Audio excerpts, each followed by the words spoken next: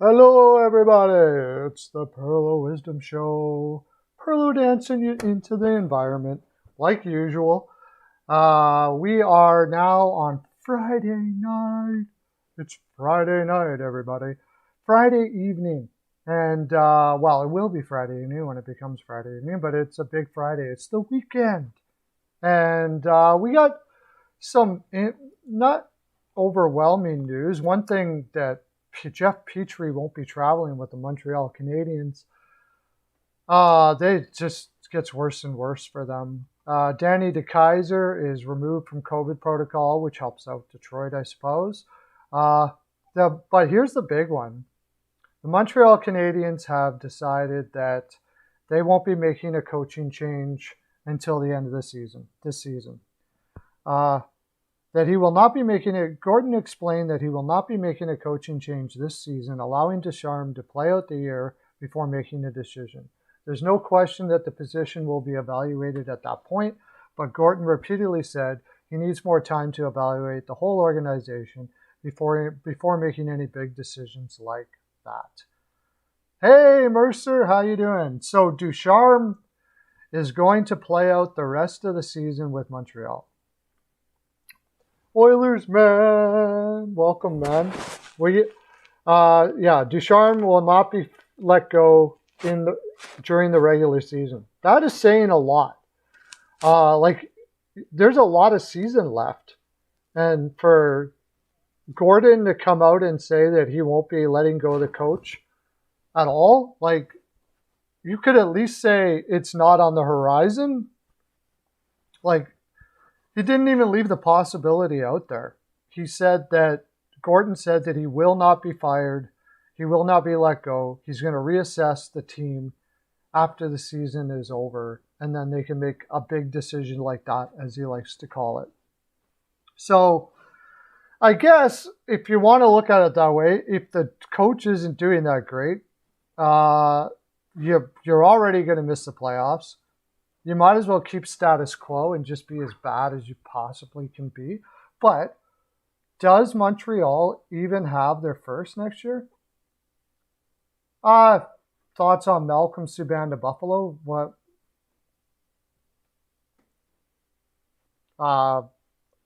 Maybe they can get something out of him. The guy, he hasn't played well in the NHL. He's probably better than Dell. If you saw that game last night. They were down 3-0, and I was talking to one of my buddies, and I said, I would not be surprised at all if Florida comes back and wins that game with Dell in net. As long as Dell is in net, you've got a chance. It doesn't matter what you're down, and they score 7 goals on him. He's really bad. I don't know what that guy does to stay in the league the way he does, but it must be quite pleasurable to whoever he does it with. Because he's never been a good goaltender in the league. There's goaltenders, I'm sure, in the AHL that are better than Dell, but he keeps on getting. He's like the luckiest goaltender in the land, I guess. I think, right, Helen? Right. Helen says right. Helen says you should get a Buffalo jersey and put Dell on the back and go to Buffalo games. How would that work? If you really despise the Buffalo Sabres, get a Buffalo Sabres jersey and put Dell on the back. Yeah, but I have to imagine Subban's better than Dell. He had some games in Chicago where he was looking all right, and then he kind of fell apart again. It seems like a mental thing with him. I don't know. Hutton and Dell. They lost Hutton and they grabbed Dell. Kale Clegg is on waivers again. Wow, this could be it for Clegg. He's got to be. I mean, yeah, he's not being what they thought he would be. He's a big guy that plays soft. His first pass isn't good. Yeah, he's just not good. He hasn't progressed at all there in LA, which is weird because LA seems to be a really good place for prospects to grow. But like, look at Forbert, what they did for Forbert. But I don't know what it is with Clegg, but that's Valimaki is not on waivers. No, he's not on waivers. He was sent to the AHL. I believe it was on a conditioning stint. Let me make sure that that's right before I say that. Jersey's way better. I wouldn't say he's fine, but yeah, Jersey is way better for sure. Flames assigned Valimaki to the AHL. Valimaki doesn't require waivers, so there you go. I guess I don't.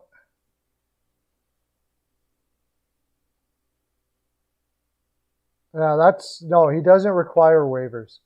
I just read it. But that's like Valimaki was supposed to looking like he was going to be a good top 4 defenseman. And far be it for me to say anything against Sutter, right? So if he thinks he's not good enough to be on the lineup, I imagine he's not good enough to be in the lineup. He seems to be doing everything right in Calgary right now, so.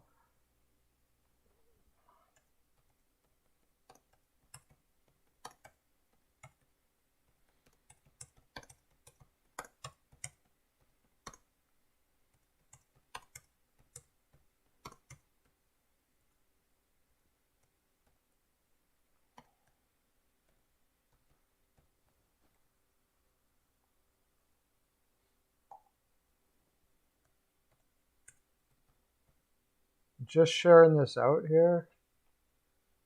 I'm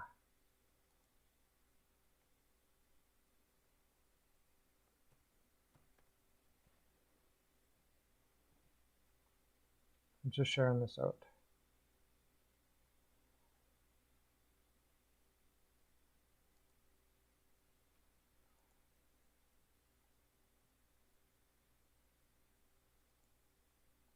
Computer's moving slow.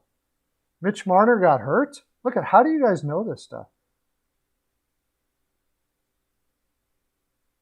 I don't understand why he's not on waiver. Why he's not waiver eligible. He wasn't on a 2-way contract. He's on a 1-way contract. Let me look up Valimaki here. Why wouldn't he be on waivers? Or why wouldn't he be waiver eligible? I don't get that either.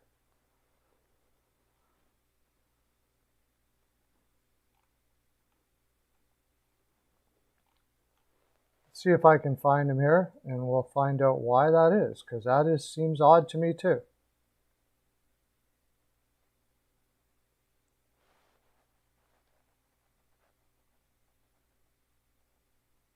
Mackie, they don't even have, okay, there he is, scratch, Valimaki.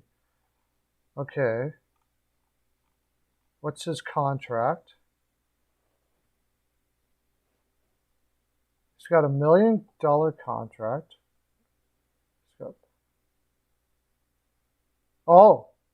He's on a 2-way contract, and he's under. No, was that his first one? I guess he's still on a 2-way contract. I didn't know that. Mitch Marner left practice. Okay, that's not good. Got to be looking more towards Minnesota now. Oh, Korpisalo got hurt. Well, that was actually probably a better thing because Korpisalo isn't that great. Tarasov played pretty good last night. That's why it happened. I watched it. Dallas outplayed them, and Tarasov kept them in. So looks like they may. It's only one game. It's hard to say, but it looks like they may have a good goaltender for the future there. I'm pretty sure they don't want him to. His numbers in the minors are not very good, though. So quite often those guys can come up and like they have nothing to lose. So they play like they have nothing to lose. Sometimes they think that they have everything to lose. But if you talk to them the right way, you're like, you know what? Even if you get blown out this game, you're going to be a great goaltender and all that kind of stuff like that. So go give it your best shot, have fun, and see how it works out. And I mean, he didn't get the win, but he played pretty well.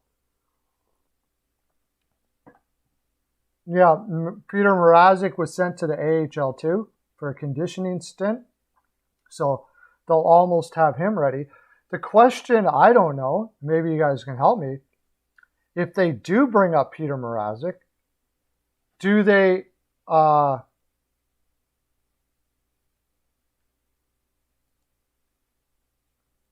if they do bring up Peter Mrazek, can they afford it? Can their cap space afford it? Because like they weren't able to pull up goaltenders before because of cap space. Jake Muzzin left practice. What the heck is going on here? Okay, let me look up the Leafs here. Man, the Leafs are in the news constantly all the time right now.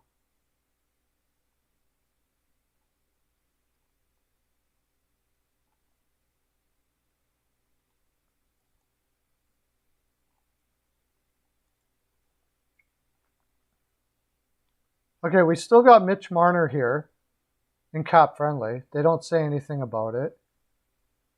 Muzzin still, no mention of it in cap friendly. And that's usually like when it's for sure they're out. They'll be on cap friendly. So maybe it's nothing. Maybe it's a small boo-boo or something like that. Something he's got to work on, hopefully. Yeah, it's a little too soon to judge whether he's good or not. I don't think, I mean, his numbers in the AHL aren't, honestly, I don't know how good Columbus's, I'm not sure how good Columbus's team is down there. It probably, after the hit they've been taking with all the guys leaving, it likely isn't very good, so that could have a lot to do with it. But I'm not 100% sure. Are you guys having problems with the stream? It keeps on going in and out on me.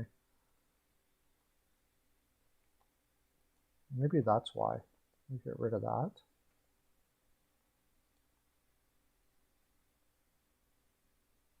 Are you guys having problems with the stream?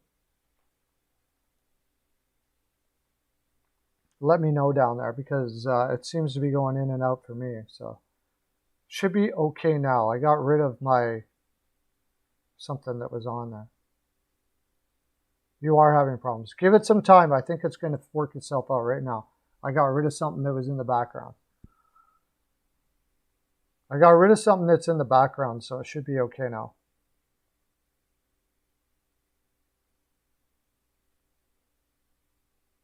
They just stole Bear. Do the Hurricanes need a new defenseman considering they just stole Bear? I don't think so. I'm surprised Lauren isn't here yet. He's usually the first one in. But he'll know. Let's see. How long is Pesci and them going to be out for?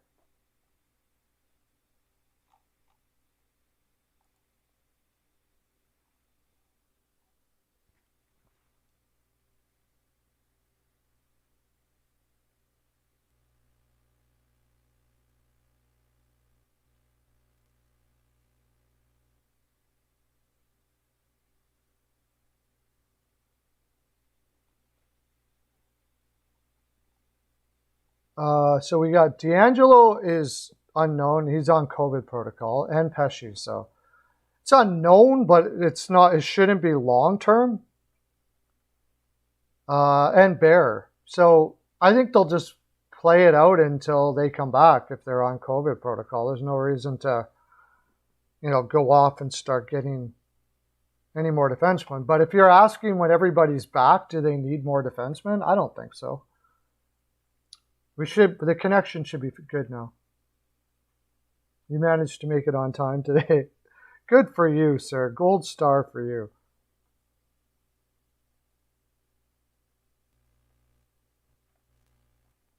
Cool. I haven't sent a Pearls of Wisdom necklace out for a while, so because I'm going to send you a Pearl of Wisdom necklace to your door, Pearlo-coptered for being on time today, Mercer. Excellent job. Well done. Well done. My stream should be working good now. Peter Mrazek will play 40 games. No, I don't think so. I don't know. And right now with Toronto, nothing would surprise me. Like Mrazek comes back and just rocks it. The way their energy is going there in Toronto, maybe.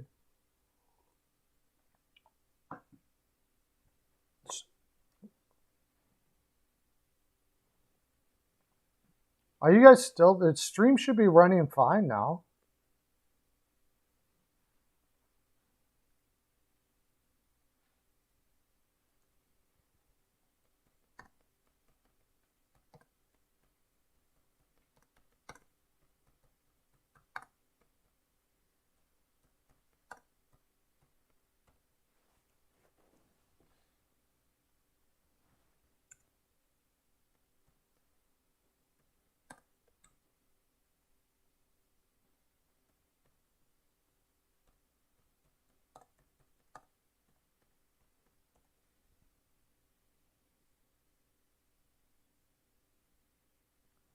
Well, like I said, the energy in that team, I don't know that there's too much that could happen to derail the Toronto Maple Leafs right now. They are playing with a belief in themselves and each other that you don't see too often in teams. And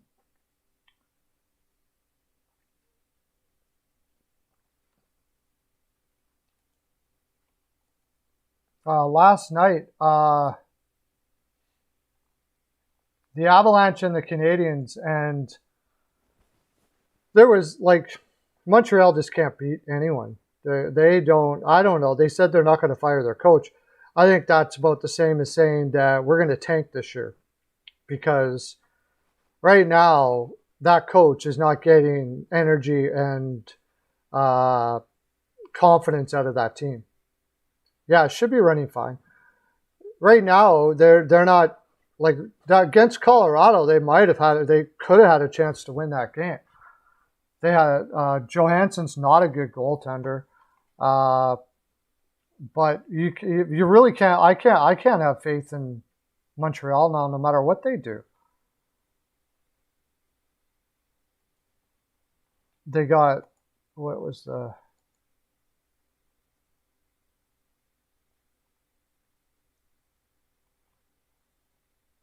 They got outshot 34-20. From what I watched of the game, I think the Makar's got 10 goals already. 10 goals. Crazy. The commentator a couple of games ago said it best. Hey CL, how you doing, buddy? Commentator a couple of games ago said it best. Montreal is playing like they're just going through the motions. They just seem to, they don't believe in themselves at all. They're not even playing like they want to believe themselves. Hey, Kenny in the building. Yes, Kenny, thank you very much. Did you get my message, Kenny? I asked you if you wanted 2 days for free from my website there. Okay. Yeah, he's supposed to be really good. He's not having a lights out year so far, but a lot of players are not. They didn't play at all last year and stuff like that. But I'm on the fence of what Shane Wright is. I need to see more of the guy. And I guess I will at the World Junior Championships. But from what I understand, he's something like a Spezza when he was younger. So that'd be fine. Montreal could sure use somebody like that. Montreal, I don't think they care about winning right now either. What happened with Montreal is last year they put 2 and 2 together, and in their mind they were going for it last year. They put all their eggs in one basket and went for it before Weber, because they knew that Weber was probably going to not be playing this year. He was going to retire. And I think when you do something like that, you basically tell your team, we know we're not good enough without Weber. And I think that's really what happened. And not to mention, apparently Weber as a leader in the room is like something that legends will be made out of. Like, it's mythical. They'll be talking about Weber and his leadership for years, for decades from now. And unfortunately, the guy doesn't win a cup. It's pretty sad. And then when he was gone, you know, you got guys like Corey Perry who probably saw that writing on the wall. He leaves. Danault going and just everybody leaving, and you got a really young team, and they're like, wow, we're not winning. Obviously, the organization probably doesn't believe that we can win right now. They bring in a couple of guys that always wanted to play in Montreal, like Pearlo and Savard. But yeah, Jeff Petry's not on the trip for some reason, but he hasn't played well. Like, nobody has played well on that team. Nobody. And after last year, where at this time last year, we were talking about Petry being a possible Norris candidate, man, how things can change real quick, because he was nowhere near that. Let's bring up the Montreal Canadiens here, since we're talking about the Colorado game last night.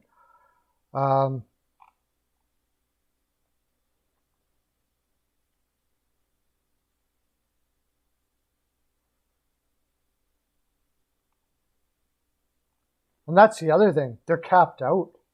They're totally capped out. They have the highest cap in the league. You got Christian Dvorak, just imagine being Christian Dvorak right now. You came from Arizona, one of the worst teams the last 7 years, and you think, all right, I'm going to the team that just made the finals, and blah. There you go. Cole Caulfield doesn't have any confidence. Tyler Toffoli, 15 points in 25 games. Like, holy crap. And now with the guys that are hurt, you got Lehkonen on your second line, Jake Evans. Drouin is started out well, but he's fallen off. There's really nothing to be excited about on this roster. They're bringing up Corey Schooneman to play for, I don't even know who that is. Played for Laval. He had 7 points in 18 games. He was undrafted. He's 26 years old. I guess they signed him out of college. So exciting for him. That'll bring a level of excitement. Everybody loves to see the guys getting their first NHL game. Well, he's got to be not injured.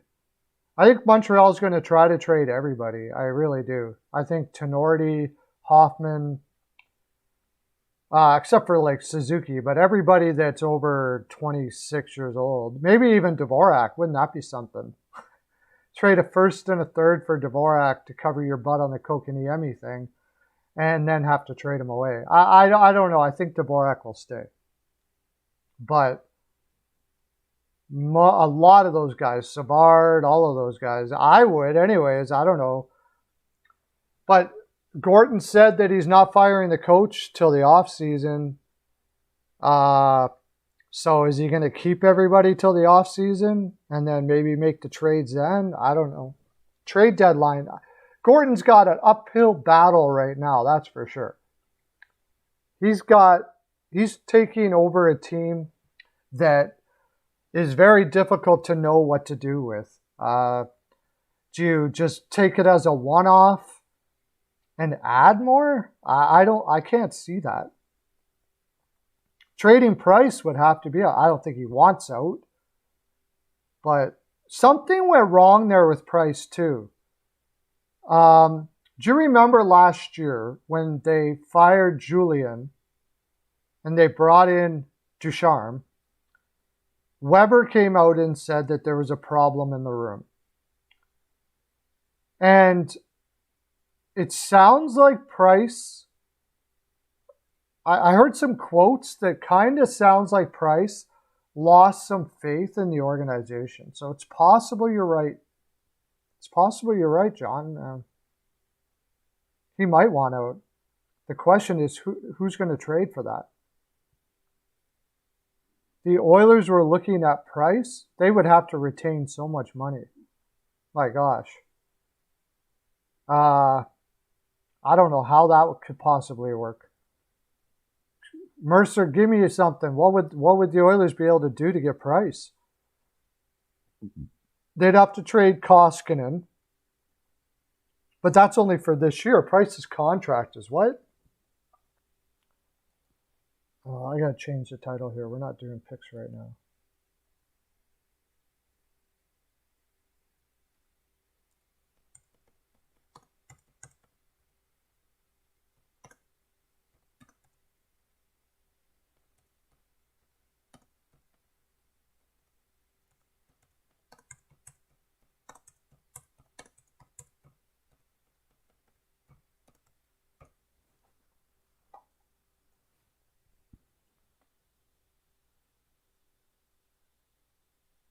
Top Shelf Hockey said that the Oilers would be interested in Price. How the heck could the Oilers get Price?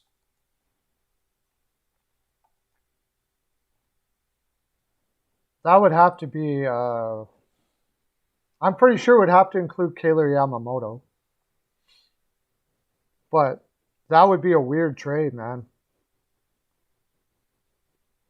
That would have to be a weird trade. You're not trading Hopkins. It's gotta line up cap-wise somehow.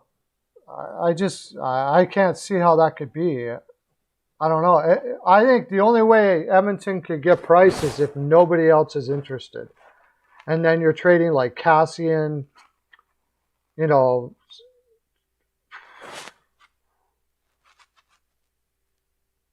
Koskinen, and then what do you do with their contract after the rest of the contracts after that for Price? Price is on, how long does he got?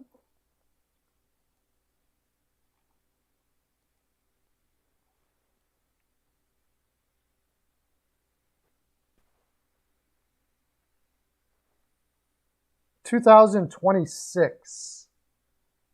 A couple more years left at $10.5 million. I just can't see it. Yeah, it would have to be like a lot of players involved there. Jake Allen's probably traded. That's another one. Jake Allen would probably be I would think would be traded. Who would be in on Price? Who could be in on a $10.5 million?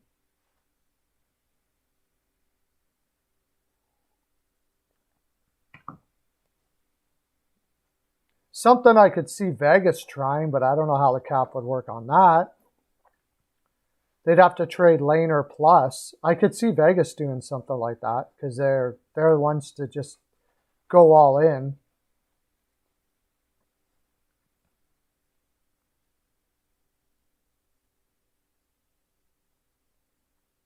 Nah, Ottawa? Like, I don't know. How can, as much as Price can be so good, you got the injury problems. You got a 10.5 for how many years? Maybe Colorado does like back when the Wah days.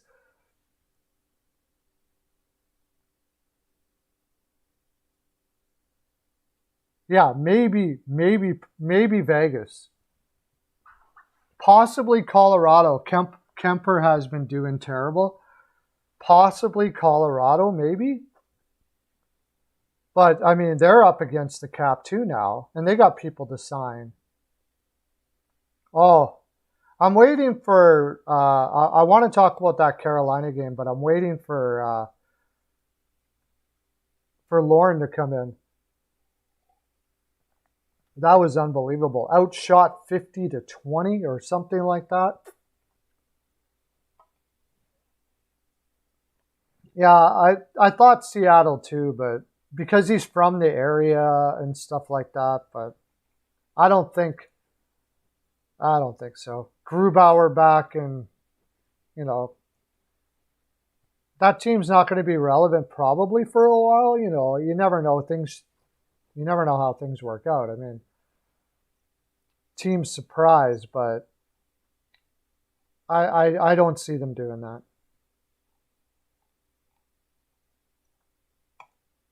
What were they outshot?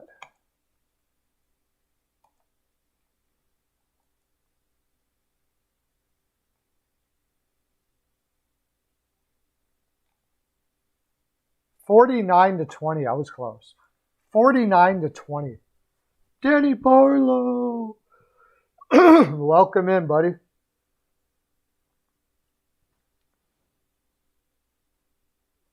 Four years from now, it's going to be one heck of a trade if that were to happen. We're talking about how Price could possibly be traded, but I honestly don't see it. I think Gorton is in a very tough spot in Montreal. Because if they do rebuild, Price almost certainly will want out, but they will almost certainly have to retain money to get to trade Price. I can't see it any other way. They'd have to retain money for the next couple of years, like $3 million, $2 million to $2 to $3 million. And even at that, teams got you have question marks about his injuries and all that kind of stuff like that. But it's always going to be in the back of your mind that look what he can do for your team. If he can do another run like that, he's probably worth whatever you get for him. Like he did last year. Does he have more runs like that in him? I'm not sure. He used to work for the Boston Bruins, really. They brought him over from Boston there for the Rangers. So Denny, good news for you. Well, I don't know. It doesn't say right now, but Marner left practice today. That should help you out. The Wild play Toronto.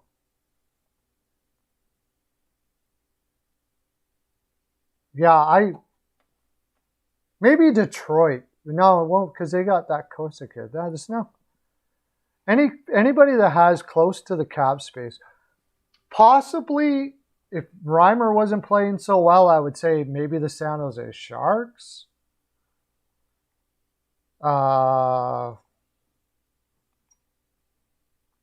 Anaheim's got Gibson. Like you go down here, Salo for Nashville. Arizona, that wouldn't make sense. Seattle doesn't make much sense, but might make the most sense.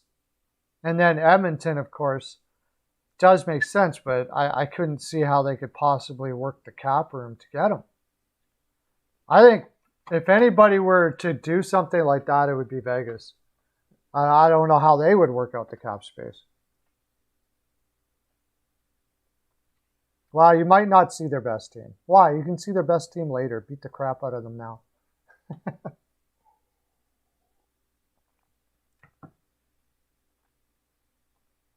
Yeah, but on Cap Friendly, it was Weichel that brought it up that he left practice. But Cap Friendly doesn't talk anything about it. Let me look it up.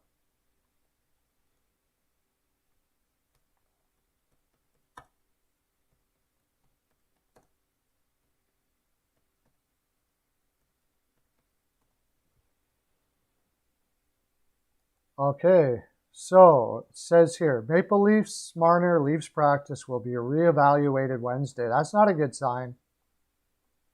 Uh-oh. He left for, he said precautionary reasons.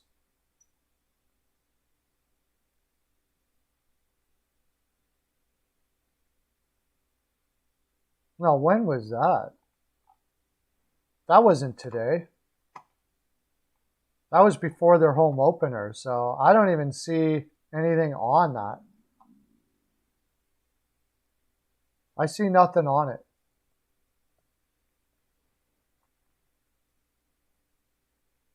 No, I didn't see Kaprizov's first goal last night because I had some stuff to do early. I didn't watch the normal amount of hockey that I watched last night, so I'll check it out. I'll definitely check it out. But Yeah, but it doesn't say anything about it anywhere. John, is it on Twitter? It would be all over Twitter. Oh, wait, Jack Eichel is trending.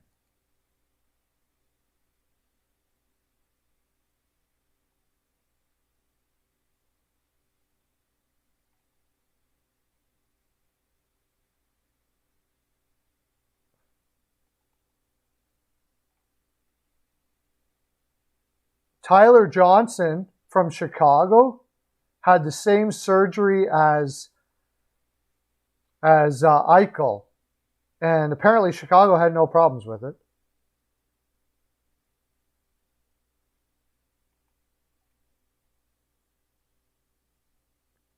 Yeah, Tyler Johnson's had the same injury in Chicago, same surgery as Eichel, and Chicago had no problem with it. So what did Buffalo have such a big deal about? It almost seems like Buffalo was using that as the reason why they needed to move him to appease the fans or something. I don't know. Hartman had 10 shots on goal last night. Wow.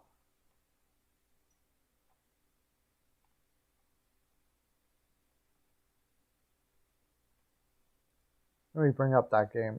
I know that what I did see of that game, I'm really disappointed with New Jersey this year. I thought they would have a lot more jam than they do. But that team is too small. Plays too small.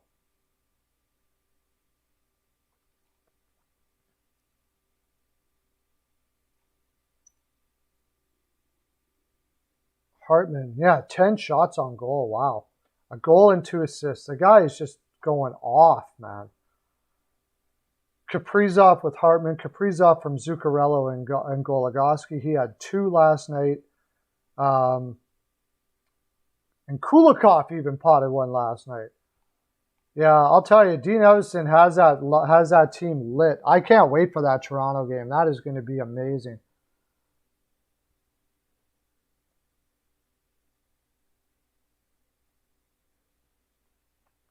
That's going to be an amazing game. Okay.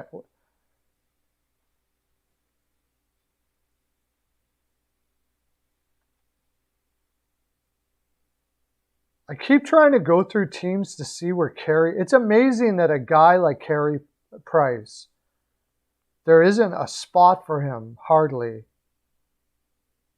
anywhere.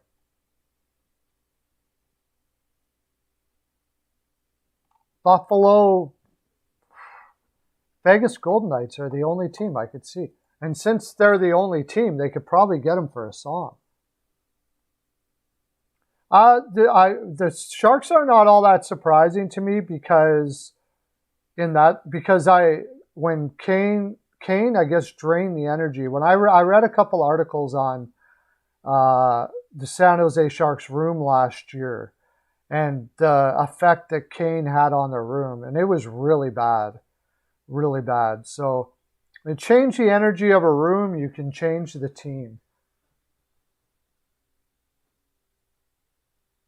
The whole town will be there. That's going to be that's going to be an awesome game. Tyler Johnson out 3 months. Yeah, he's going to get the same surgery as Eichel. So, and Eichel's 3 months as well. I guess it's like a miracle surgery.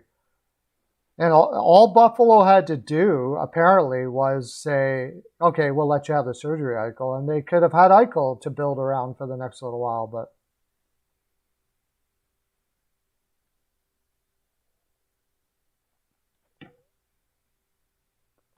and the Sharks are healthy, for sure. Let's bring up the San Jose Sharks. They're playing much better defensively, and Reimer has been the glue for the San Jose Sharks this year. Reimer has been playing absolutely unbelievable. Nabokov was thought of as a goalie whisperer, and it hasn't really worked with every goaltender that they've had, but it has worked with Reimer. We got Timo Meier has 24 points in 18 games. Couture, 20. Barabanov, 10 and 18. Thomas Hertl is still not putting up huge numbers. But I think he's playing a shutdown role there. No, he can't be, because Nick Bonino would be. They just need some depth scoring, and they're making do with the defense on paper that isn't very good. But really, Reimer is the one that's crushing it, man. 2.11 and a .934. He is basically the reason. Without Reimer, they would be in big trouble this year. Second player to get that in the NHL. But they had no problems with it in Chicago. That's the thing. What was the big deal in Buffalo? I thought, okay, it was a big insurance issue and all that stuff like that. But Chicago seems to have no problems with it whatsoever. It would be interesting to see the deal that obtains Price. It would be... I couldn't even give a deal for it. I don't know what it would look like. And Vegas would have like so many players making. You'd have Stone making 9. Pacioretty comes off the books, but they need him. Dadonov, like they have. Montreal would have no leverage, so you might be able to go Dadonov. Maybe Theodore? I wouldn't want to lose Theodore.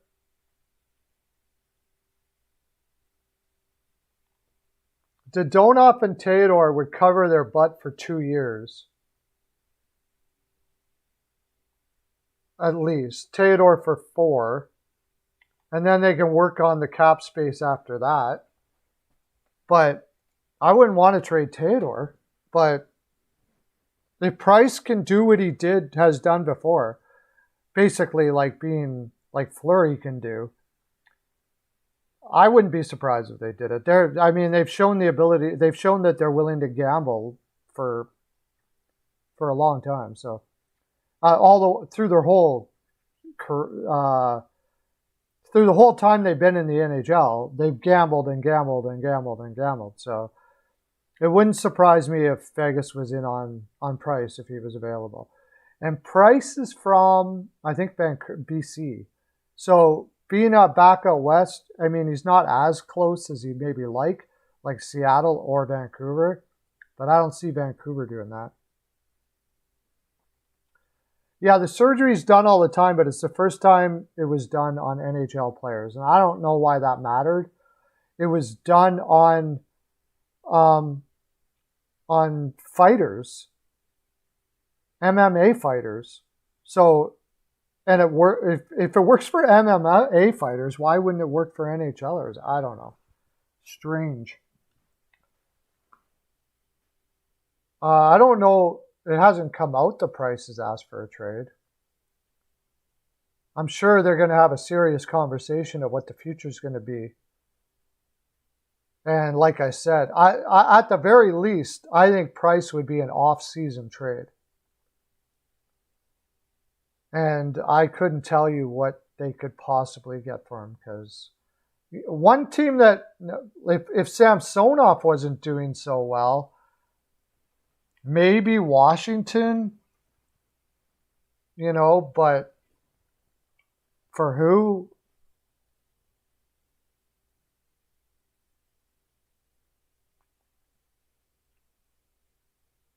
It doesn't, what, Danny Barlow? It doesn't work for MMA fighters? I did not think that Ottawa would win that game. But they were outshot 49-20. But one thing we were saying yesterday, specifically, Lauren, is they are gripping their stick tight. And I don't know why. I don't know why they would be gripping their stick tight right now. They should be playing with a lot of freedom, feeling good about themselves, but for some reason they got it in their head that they're shooting right at the goaltenders. Forsberg did play well, and I think that once they were, having troubles early, and of course Ottawa got the first goal, that doesn't help out. Ottawa gets the first shot on net It seems to me that they're not totally comfortable with Ranta, too. They don't play well in front of Ranta, from what I've seen so far. So that might have partially something to do with it. For whatever reason, when a team doesn't have confidence in their goaltender, they think that they have to score even more and more. And you know how it is. Look at Winnipeg right now. They had 4 against Calgary, but before that, they only scored 3 goals in 4 games or something like that, or 4 goals in 4 games. And then they couldn't score at all against Arizona. You got Ehlers, Connor, Scheifele, Wheeler. Those guys can't score, really? Connor can't score? Connor's a beast. Like, it's hard to put a finger on it. And then one minute, and then next thing you know, they'll pot a couple and it's all gone. And nobody will, generally, I don't think anybody even knows why it even happened. It's a very weird conundrum that happens to teams. Yeah, you're not missing anything. The great thing about, you haven't seen Ottawa play yet? The great thing about Ottawa is they got a lot of pushback and heart. They got a lot of heart on that team. They just don't have a lot of talent on that team yet. And I don't know what happened to Stützle this year, but his confidence is not very good. He looks like he needs to go down to the minors for a while or something. He's playing really perimeter. Maybe he's hurting a bit or something like that's the reason why that it's so tough to play. That's the reason why it's so tough to play young players, in the NHL, right? Because the physical toll it takes on the body can be mentally defeating on players. And maybe that's what's happening with Stützle right now. Also, his line mates are not very good. That's probably the bigger thing, which puts more pressure on him.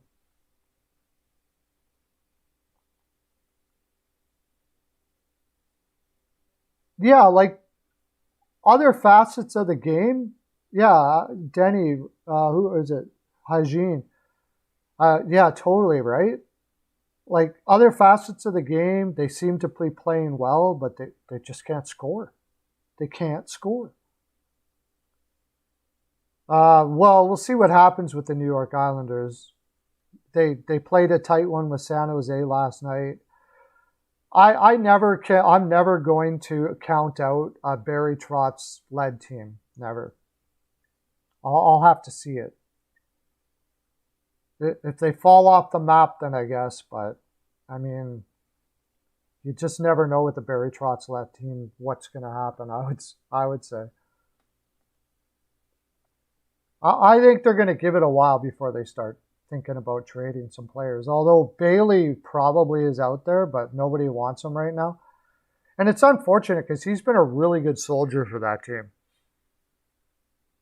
He's been a really good soldier for that team. And, he's stuck with that organization through the arena problems and all of that stuff like that. But now it looks like his game is declining quite a bit. And it's too bad.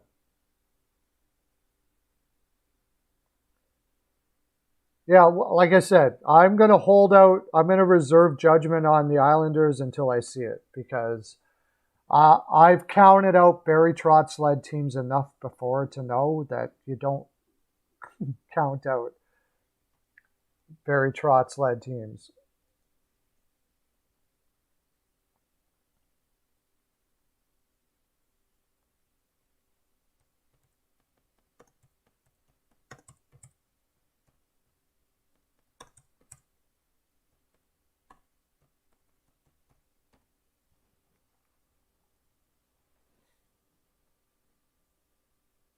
Oh, yeah, I thought I saw something else too about Arizona. Apparently, but it never popped up in any major media place or something like that. But I thought I saw something about that Arizona was up, the Coyotes were up for sale.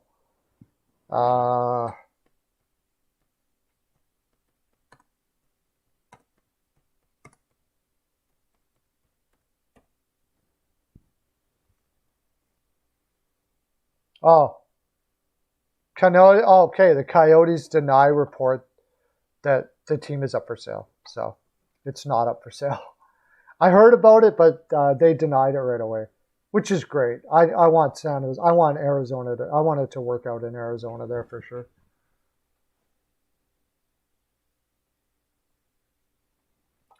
Go back to the games last night to get some more things to talk about.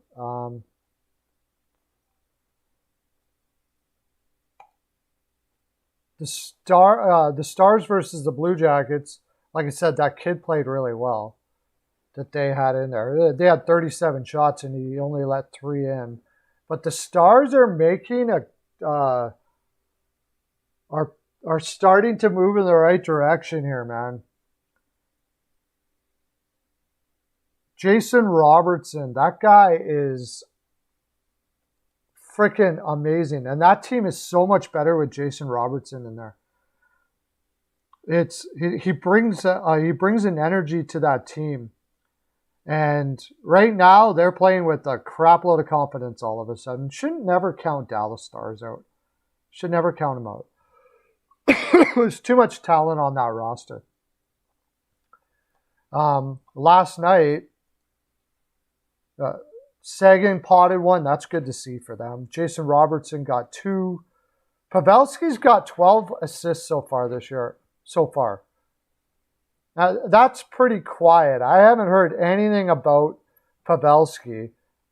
And he's got, all of a sudden, he's got 12 assists.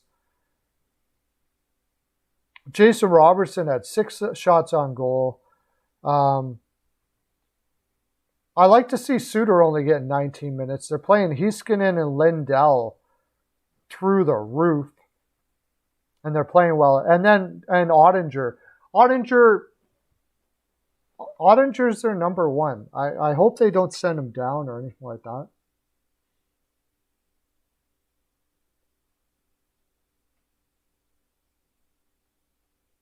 Yeah, Dallas just started turning the corner here now.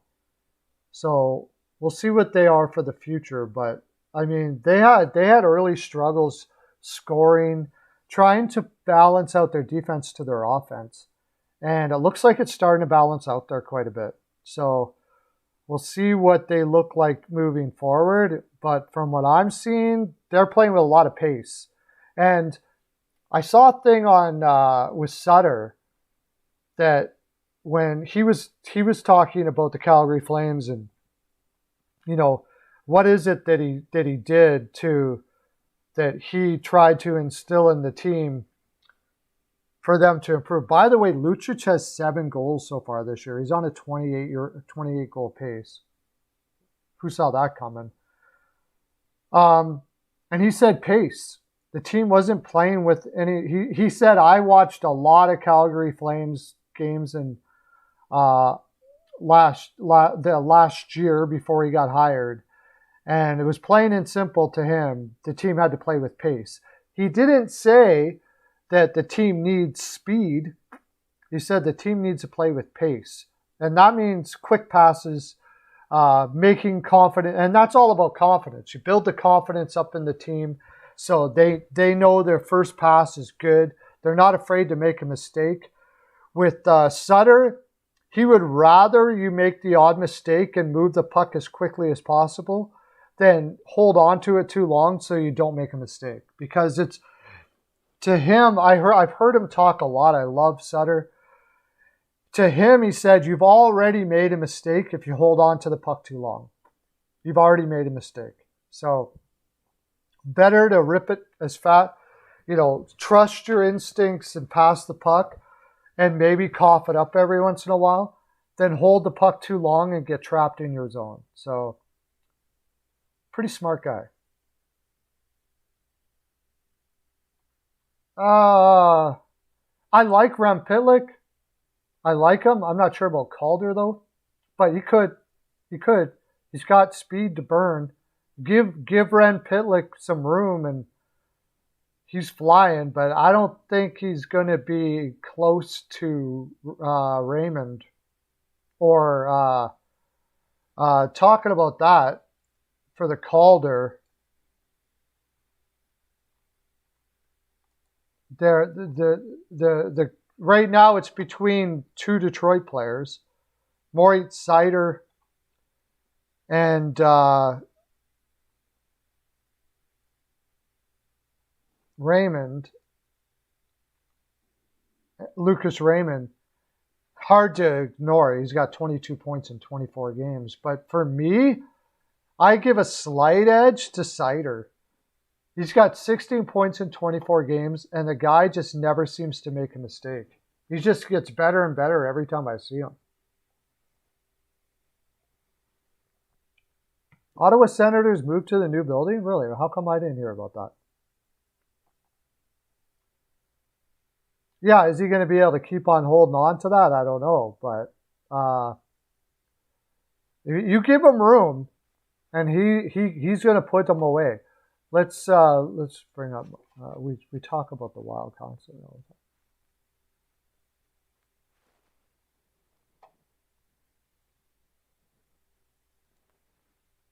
Maybe that's the reason why Lauren isn't in. He's depressed about what happened last night.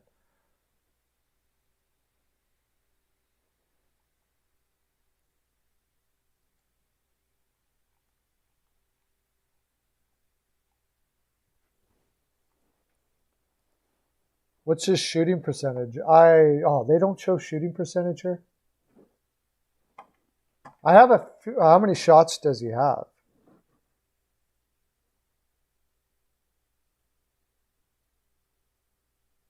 They don't even have shots on goal here. Why? Cap Friendly's got to get their game together here. Time on ice.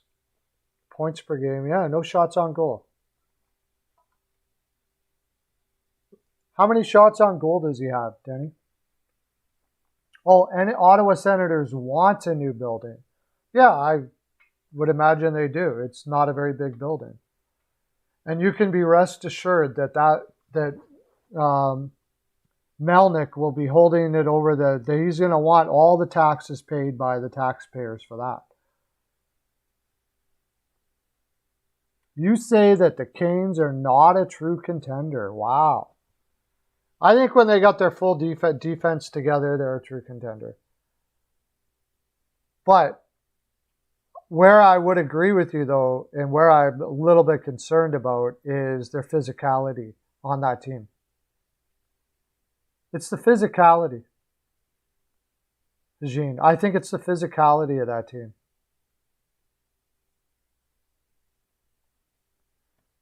Let's see if I can look it up.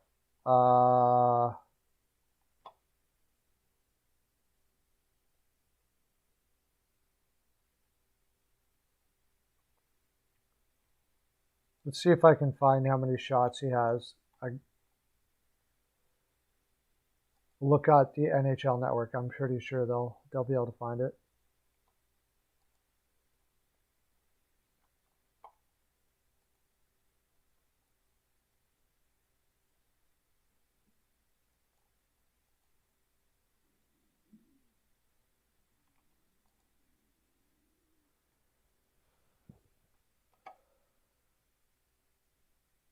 Shots. There we go.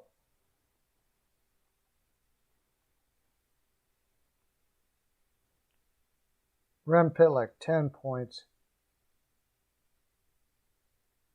He has 10 shots on net. That's not a sustainable number. Yeah, how many games has he played? Unless they play him higher in the lineup, I can't see that holding up. It's not sustainable. He's played 14 games and has 10 shots. So I think they'd have to play him higher in the lineup. Get a couple more minutes. And maybe he deserves it. I mean, he's got 5 goals and 10 shots. At the very least, give him a shot. But I think the way they're using him right now, because he's a pretty small player.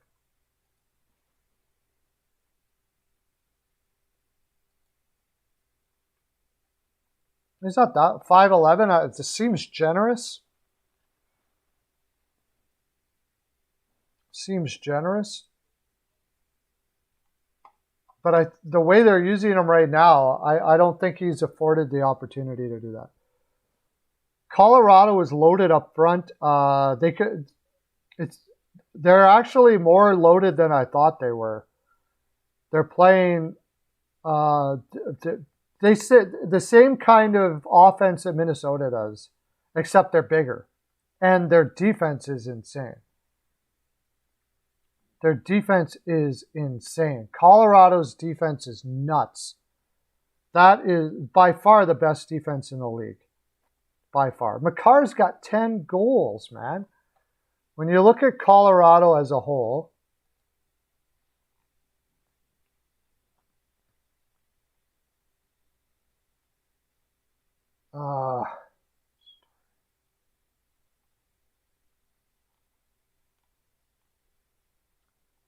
and they still got cap room. Where the heck is Colorado right there? Not much, but they got a little bit.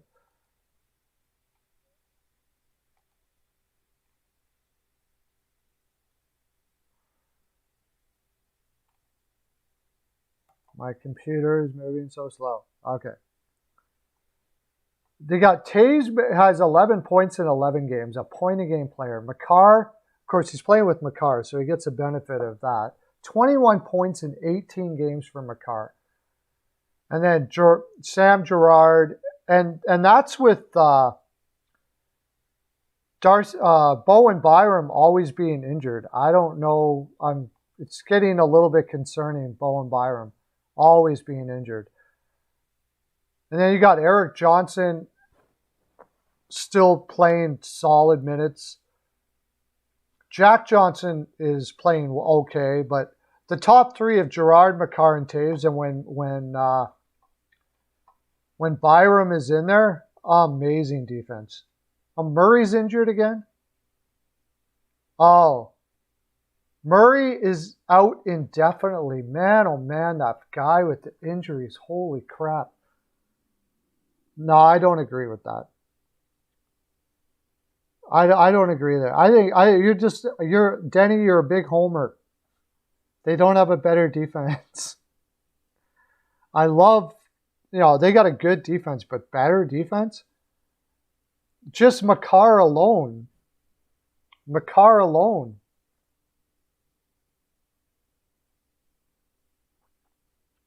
Yeah, they play an awesome transition game, but I wouldn't say that they have a better defense. Minnesota plays probably the best transition game in the league besides maybe Calgary. No, actually not besides, about the same as Calgary and better than Colorado. But Makar is like elite, yeah. He's going to win. He'll more than likely win the Norris issue. I would say Minnesota's team transition game is off the charts. It's insane. Tampa, and Vegas, yeah, have a better. Tampa, Vegas. What you're looking at, Denny, is what you're taking that from is the team transition. It's a little better than different than saying man for man they have a better defense. Hockey's weird. Hockey's weird that way.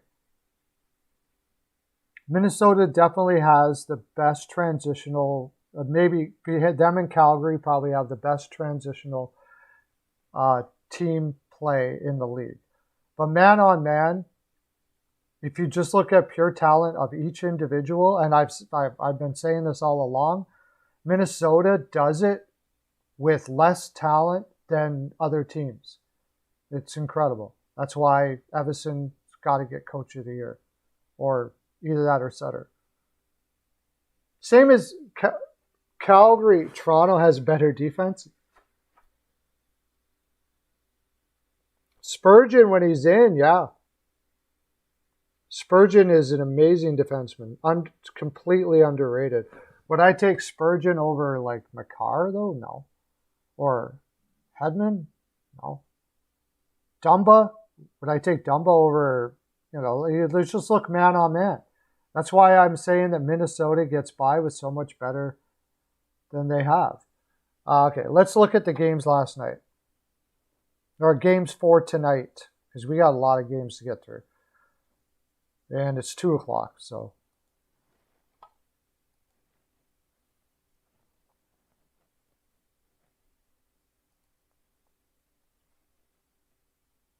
Games tonight. Sharks versus Rangers. Sharks on a back-to-back. Reimer's going to be in net.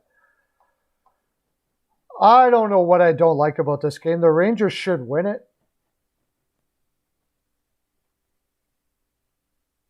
The Rangers so far have... The Rangers right now are hotter than heck.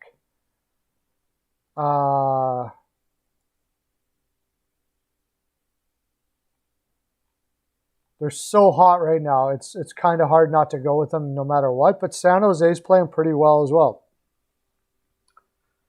They're 5, 1, 2, 3, 4, 5, 6, 6-1 in their last 7.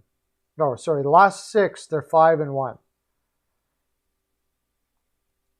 Oh no, sorry, that's not right. San Jose. So San Jose's hot right now too.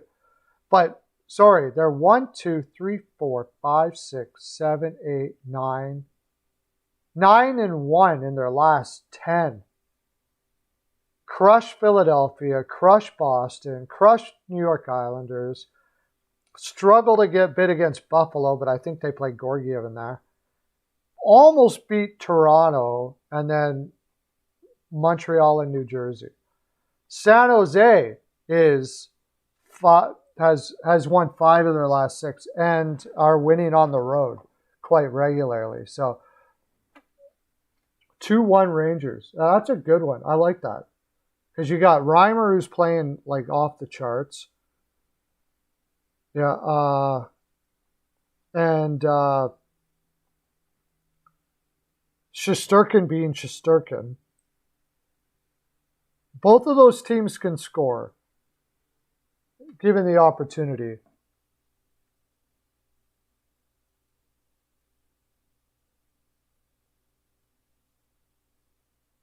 Both of them can score, but I think a low-scoring game is probably right there. What do you guys got?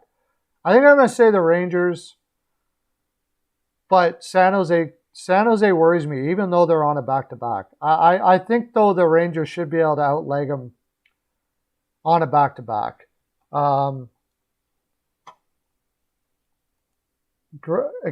Especially when Gallant seems to get his teams rolling, they don't usually stop rolling. Zibanejad still hasn't really put it like... He does this all the time. This is about the time that Zibanejad starts potting him like crazy. But then again, he was playing with Panarin before. Lafreniere still... yeah. It's another one of those teams that are having a whole team effort right now and getting some unbelievable goaltending out of Shesterkin. That's really the heart of it. If they didn't have, if you traded Shesterkin for a lot of players like a Binnington or something like that, the Rangers are probably not doing too well right now. If they're playing Georgiev tonight, I don't touch that game. Are they going to play that? I haven't looked up who the starting. If they're playing Georgiev, forget about it. It doesn't say. They have the Knights are playing Laurent Brossoit against the Coyotes. And Stuart Skinner's going to be in for the Oilers. Wow.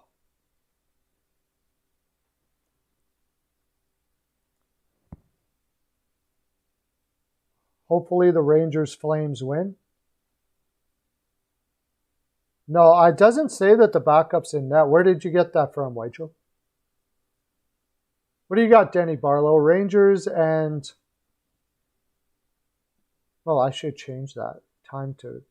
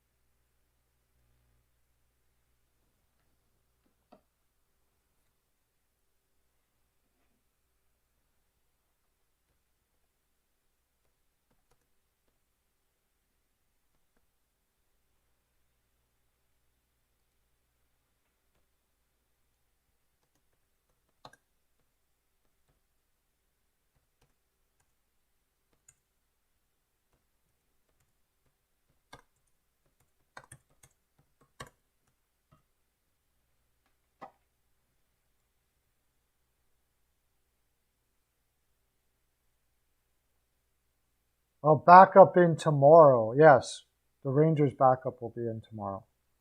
What is the Rangers?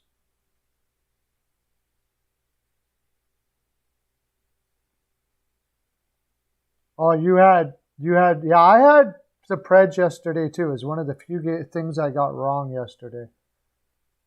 Alex Gorgiev will be in tomorrow. I agree. Who are they playing tomorrow? I think they're playing Detroit, right?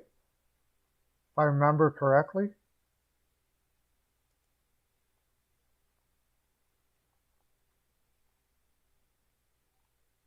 No, not Detroit. They're playing Chicago. Yeah, they will have. I think I might like Chicago tomorrow. Chicago's been playing really well.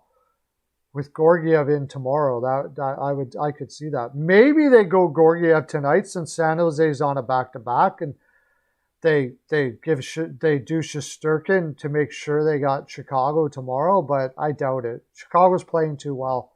I think they'll roll their dice with that Chicago team with Gorgiev in. Gorgiev has been playing not very good though. Dallas and Chicago both won. Yeah, I was off that. I had a feeling about Chicago. You got Chicago yesterday too. I think maybe that was the reason why I had a feeling about Chicago. I was on Washington, but by the end of the day, I left that. I didn't touch that game, and I didn't have anything in for Dallas either. So I'll be picking Chicago tomorrow, I think. But tonight, I'm going to go with the Rangers. Since you guys are holding out on me, I'll move to the next game because we got lots of games to do. Devils versus Jets. I don't like this one either. Jets can't score. Until I see the Jets start scoring, I really have a hard time being on them at all.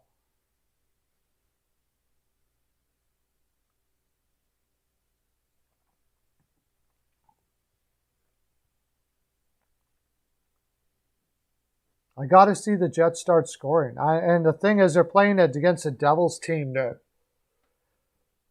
I think Bernier may be in net. I mean, Winnipeg should get that game.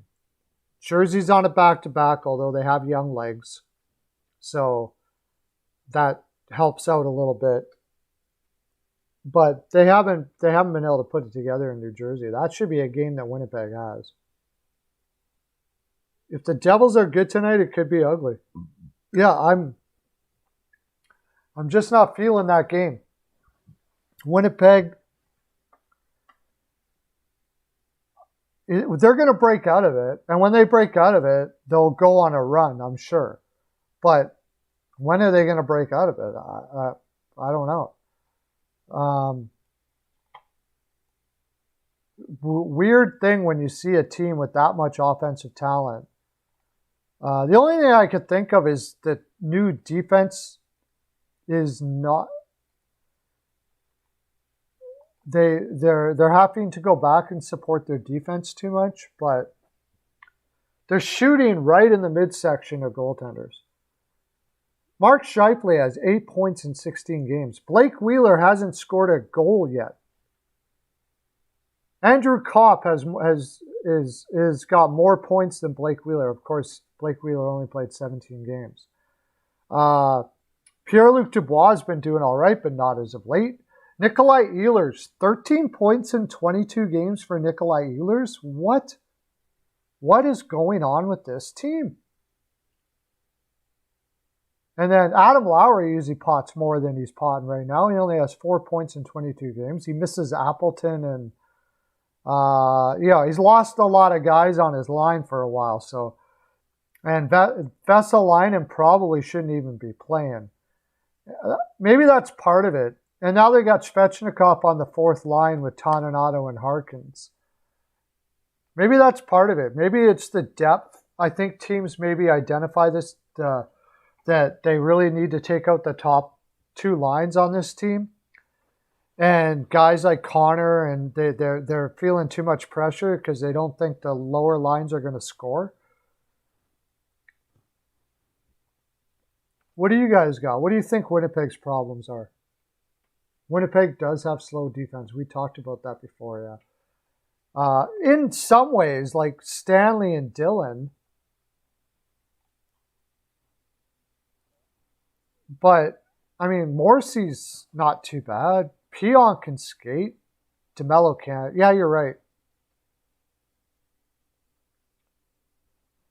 Too slow on defense. So that would mean that Winnipeg, they're getting tired by the end of the games. Because they're having to play the whole. They're having to play too far back in their defensive zone to make up for the fact that the defense isn't getting to the plays enough. So they gotta play deep all the time. It's probably why they're pooching out. And against New Jersey, who's pretty fast, I think they could be in trouble tonight, even on a back-to-back.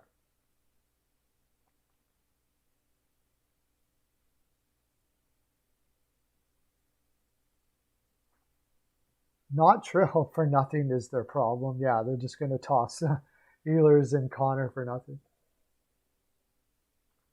Yeah, I don't know what it is there, but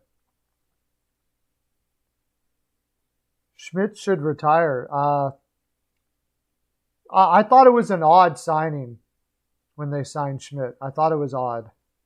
I didn't think it was what they needed. They already had a small defensive player like DeMello. They already had Pionk.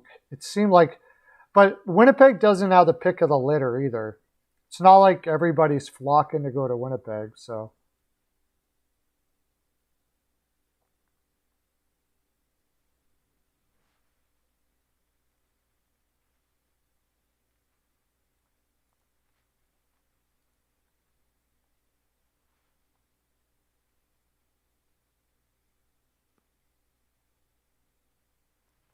Let's go to the next game. Golden Knights and Coyotes. Is there any chance? Is there any chance that the Vegas Golden Knights can lose the Coyotes tonight? They got a game that should be able to they should be able to outskate the Coyotes all over the ice tonight.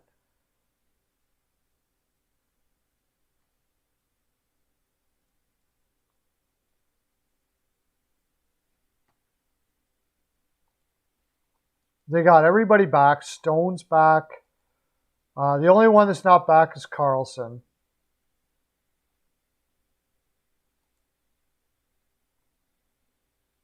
Pacioretty, Stevenson, Stone, like they got speed to burn. We just talked about with Winnipeg, they don't have this. Oh, wait, Stone is out? Game time decision. Oh.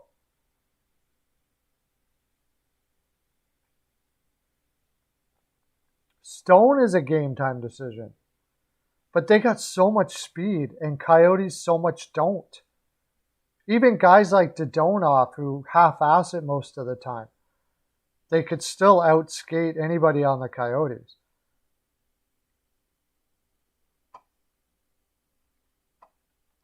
Besides Laurent Brossoit having a boner night, yeah, you got to be on Vegas, right? You got to be on Vegas. You got to be on Vegas. I can't see how any... It's just logic. If logic doesn't pan out, then... It was like Carolina versus Ottawa last night. Logic didn't pan out. You outshoot somebody 50-20, you got to win that game, especially against a guy in Forsberg who hasn't really shown himself to be a dependable NHL goaltender. Like, that's just voodoo. Voodoo is voodoo. And if there's voodoo, there's voodoo. And that was voodoo, for sure. And if Vegas doesn't win tonight, that's voodoo. I don't see any reason why they would not win tonight. They're on the road, maybe. Brossoit has a bad game, like really bad. Coyotes don't get all that many shots on net usually, especially against teams that can beat them to the puck all day. Like Minnesota, that was like another one where Vegas and Minnesota are sort of the same. When they played Minnesota, I was all over that. No way they're going to lose that game.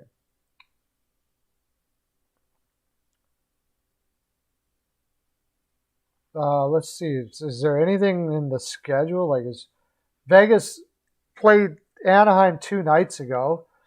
They let a lot in.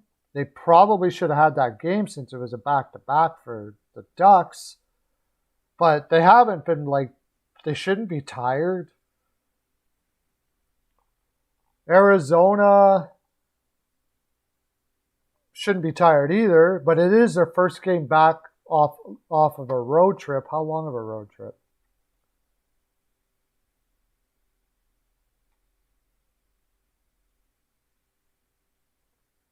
Oh, not that long of a road trip. So that doesn't really matter, but it should matter. Vegas should win that all day. All day long. I'm not touching that game. If I had to, I'm not touching that game. I doubt it. If Marner's out, I'd probably go Minnesota. If not, I might go Toronto, but I wouldn't actually go it. It would just be a lean. I just love the way Toronto's playing. But I like the way Minnesota's playing too. So maybe Campbell over Talbot. Minnesota might have a hard time against Campbell, but it's on the road. Isn't Minnesota at home? So that all evens each other out. It's just a very even game. I could actually see a tie in that game. I wouldn't be surprised if that was a tie. Next game, because that one was pretty easy. Flames versus Ducks. I don't want to touch this one either. Ducks are playing out of their heads. They're on a back-to-back, but it doesn't even seem to matter right now. They're road warriors. Like their record on the road is cray-cray. I think, what do they have this as? Almost, oh, they got the Flames winning in the computer. But Anaheim's flow is pretty darn good. They beat a pretty darn good Pittsburgh team. They eked out a win against LA. Oh no, that's Calgary. So that was Calgary that eked out a win against LA last night. But Anaheim's just scoring like crazy. Now they're going up against Calgary's backup in Vladar, but Vladar has played very well. Their big loss was to Toronto. They crapped the bet on that one, but they came right back and played fantastic at home. Very tough team to play at home. One of the best road teams out there. Hey. There's Lorne. Yeah, they are snake bitten. You shoot 49 shots or whatever it was against a goaltender that's not very good. You're picking Calgary? I really don't know. It should be Anaheim, but I wouldn't be surprised if it's Calgary. I really don't know in that one. Yeah, we shouldn't have told the universe that they were snake bitten. Because I was all over Carolina yesterday. All over them. And I know they were gripping their stick tight, but it's Forsberg. Forsberg is a cure for not being able to score. They need to go up against Dell. Then the pucks will start flying. I'm sure Brindy will get him going. They got to just loosen up and play, I would say. I don't know why they're playing so tight. Do you have any idea, Lauren, why Carolina is playing so tight right now? Connor Murphy got hurt? Well, that's going to be a big loss for Chicago. Keep that in the bank. Do you have any idea why they're playing so tight, Lauren?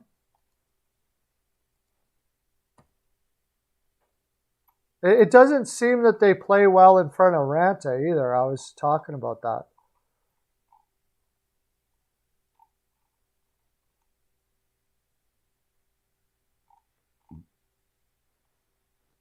Oh, here we go. Marner. Marner is uncertain for Saturday's game against Minnesota.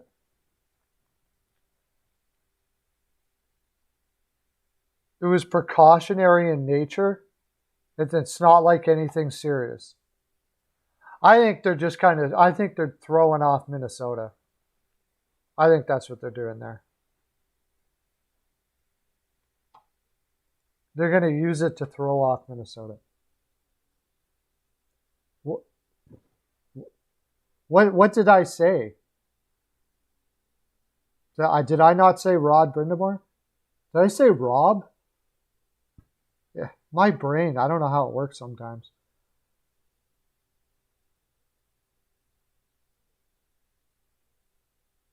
They gotta loosen up. So I would say that. Let's see, what's Vegas' schedule like right now?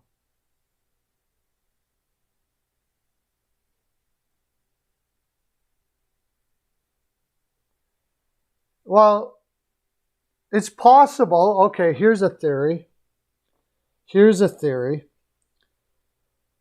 When a team gets up really good coaches, what they'll do is they'll actually create a controversy. And I should have been thinking about this. Not controversy. They will start working with their lineup to be able to play with each other in case of injuries. When you get into the playoffs, it's so valuable to be able to change your matchups and everybody play well. It also gets players concentrating, especially when you're up a lot, concentrating on the now, on what you're doing right now and the system. So I would say Brindamore, and it also gives you an opportunity to see how players react when you do things that seem like kind of what you don't want to do. So it gives him an opportunity to say, hey, you know what? You got to be able to work with things, work with change. There's a word I'm looking for. But since Carolina is up in the standings right now, I think Brindamore sees an opportunity to see how his players are going to work with change and how their attitude is going to be towards it and help them with their attitude towards it. Because when you get in the playoffs, this stuff's going to happen all the time, and you got to be able to adapt. So I think he's testing his team's ability to adapt. That's why he's shaking up the lines and all that kind of stuff like that. And quite often what coaches will do is say, well, I'm doing it to try to get goals out of this lineup, to try to work out something that we can find chemistry and all that. But actually, it's the opposite. He does want to find chemistry, but he wants two players to have chemistry regardless of what's going on. Because it's pretty valuable to have that when you get to the playoffs.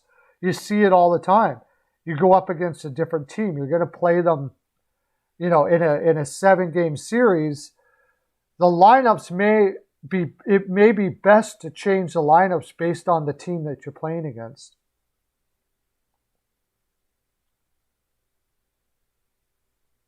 Yeah. What's the word? Complacent. A team has a tendency to get complacent if you don't change things up a little bit. That's the word I'm looking for. And good coaches will change things up to make sure their team doesn't get complacent. Cooper learned that in Tampa when they went and they won that year. They won everything in the regular season.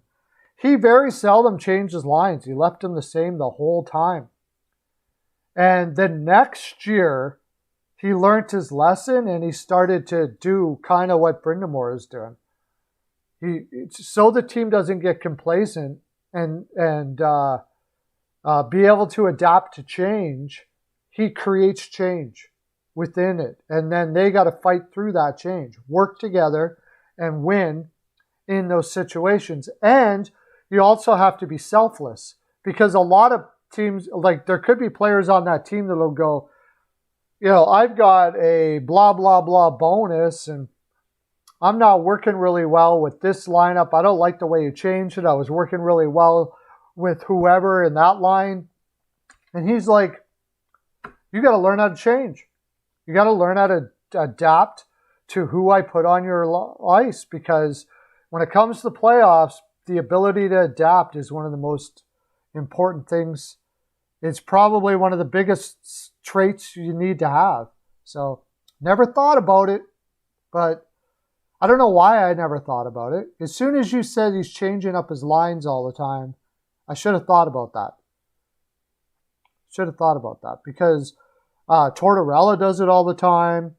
Barry Trotz is one of the few coaches that I know that, at least with the Islanders anyways, I can't remember with Washington, but with the Islanders, he's one of the few great coaches I know that seldom changes up his lines. Yeah. So if you can get a whole team chemistry and everybody row in the same way and being able to adapt and work with whatever teammates they give, that's a team that can win a cup. So I should have been watching for that. But still, 50 shots to 20, you should be winning that game. I don't care what you say. It's Ottawa. Ottawa's got a terrible defense. Forsberg is in net. I can never take Ottawa there, ever. Never. Montreal Canadiens backup is Primo still, I believe.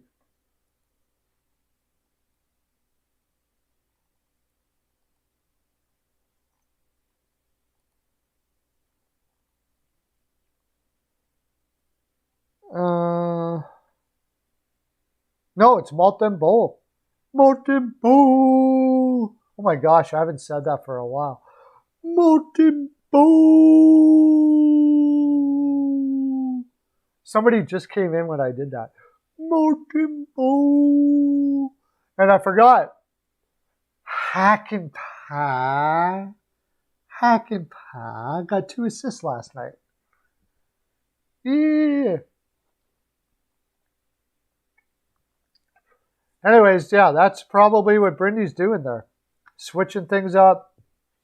Brett Vegas has Brossoit net. Yeah, that might be a good thing. Lehner had a terrible game last game. When Brossoit was a backup for Hellebuck, he pretty much had a really good night. He did really well. So I'm not like devastated by Brossoit being in net for sure.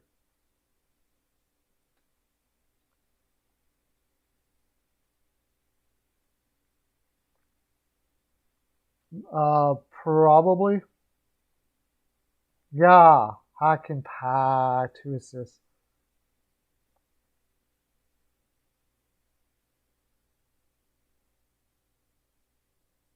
Maybe you're right. Maybe they were looking ahead a bit because they put everything they had into that Calgary game. That's a good point. I'm not on the Jets tonight, but you make a really good point. I got to keep that in mind. That's a good point for sure. Yeah. All right. What's next? What's the next game? We got to keep on rolling here. Yeah, we just did Anaheim, Calgary, you can tell me. And finally, the Oilers versus Kraken. And the Oilers, I mean, what do the Kraken have that can stop McDavid and Draisaitl tonight? Nothing. Just those 2 guys alone should win this game. And I know they're injured and their defense is on the, but so are the Kraken. The Kraken are not going to have Eberle or Schwartz. So who's going to score goals? And Skinner is in net. He's been playing pretty well this year, surprisingly. I got to be on the Oilers here, don't you? The Devils are on a back-to-back. Winnipeg should have that game for sure. No doubt about it. And now they had time to practice and loosen up. Paul Maurice is a good coach. He hopefully will have them loose going into this, taking some time to have some fun and enjoy life and come back and just play like, hey, this is a game. We're not, we're here to have fun and win. Like, that's the big thing. If teams aren't having fun, they're in big trouble. Peter Mrazek will get hurt again. Yeah, I wonder what the odds on that are.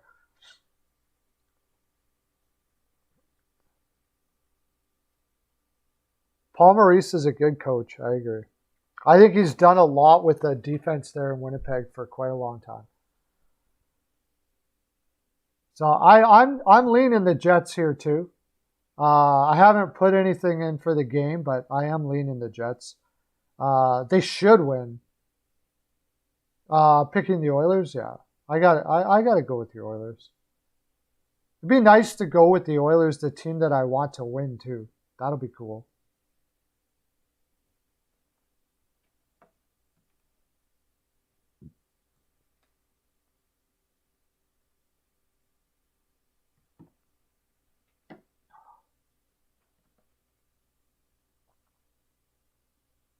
I quite often pick against the Oilers, and then I'm watching the game going, what do I want, my ego or the game?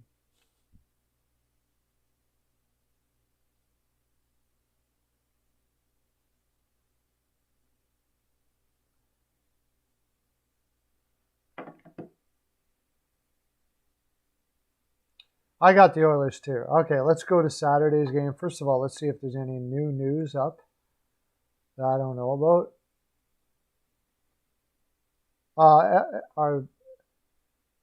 Okay, Edmonton Oilers are banged up, especially on left defense. Darnell Nurse and Winger Shore and Mike all skated today, but they're not playing. I don't know if they're playing, but they skated. What does that mean?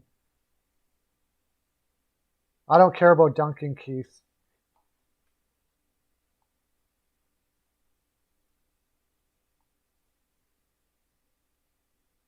Okay, so does that they skated today? Does that mean they're in today? Doesn't say they're in. If they're in, then I'm even more on the Oilers here. Nope. It doesn't say. Do you know that Darnell Nurse doesn't have a single goal this year?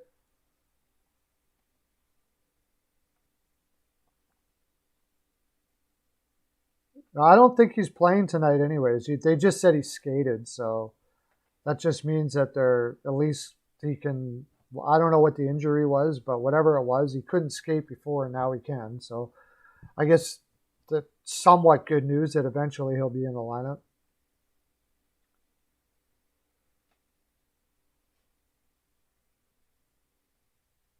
Yeah, I think Shesterkin and Reimer. That seems like an under for sure. Paul Byron, I don't know if he'll ever get traded. It's the injury issue with him. I guess he just is amazing in the room there, but he doesn't, he's not healthy enough.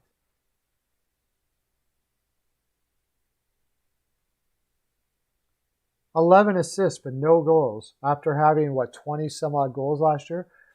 He wasn't going to be able to sustain that point production. Nurse isn't a 60, 70 point guy. I don't think, anyways. And last year, it was just a case where everything he shot went in. So, all right, let's look at Saturday's game since we got about 20 minutes now. I'm going to bring up a game. You're going to tell me. Oh, actually, I don't need anything else. Saturday. First is the Blues versus the Panthers on Saturday. Every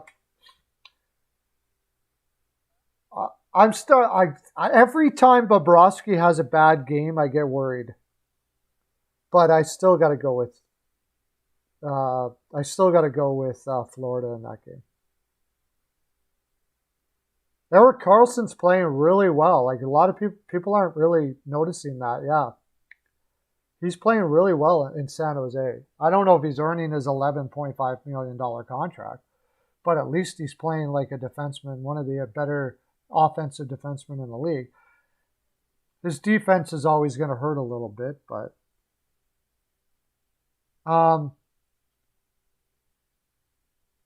what was I saying? Florida versus St. Louis. You got Florida? We got to go through these quick. I got Florida. St. Louis Blues. After St. Louis lost 4-2 to Tampa, I wonder if Florida would get some of their defense back. It's really hurting them to not have Forsling in the lineup. 5-1 Panthers. Wow. I'll go. The Panthers seem to score like crazy. I'm picking Florida. I would say I think it's going to be high scoring too. Bobrovsky, man. I don't know if they'll play Bobrovsky there, but Florida should have it. Yeah, probably a lot of goals. Florida's just the highest scoring team in the league. 4-2 Panthers for Mercer.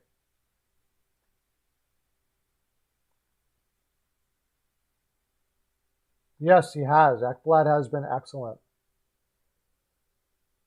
But they're missing Forsling quite a bit. 5-3.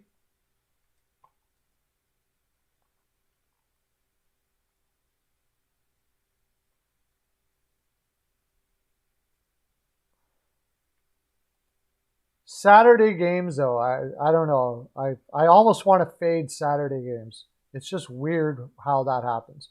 It's an afternoon game. Is there any chance Declare's day to day? Maybe he'll be back there. Barkov won't. It would be better, really good if. And Forsling is out for a long time. But they're rolling with Montour, Carlson, Gudis, and Kierstedt, and it hasn't looked all that great. Uyghur and Ekblad have been really doing most of the heavy lifting for them. Bob played bad last night, and you see one bad game from Bob, and it just brings me to the Bob that played the last 2 years. But probably not. He's been playing good most of the time, so it's only one game.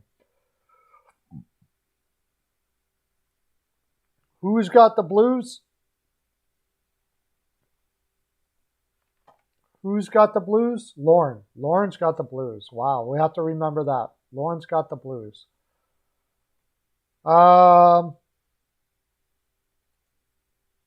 Canadians, Predators, and I can't take the Canadians to win anything, so Predators. No, he's not. It's going to be Husso. Husso has played pretty well, but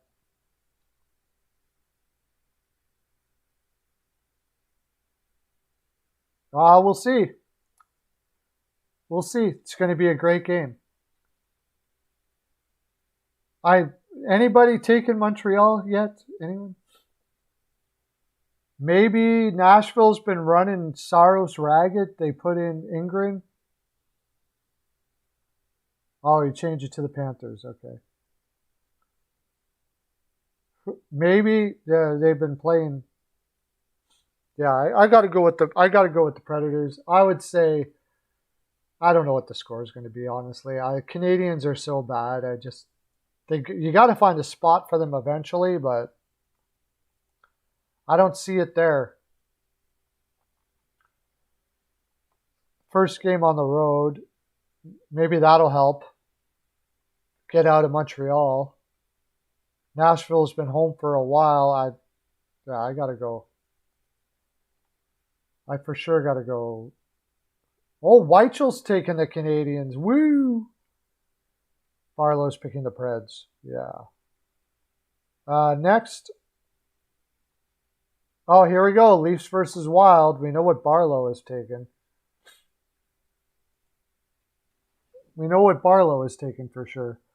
What do you guys got? This will be interesting. I really don't know. I think both of them have had some time off here. Mercer's got Preds 3-2, just barely beating Montreal.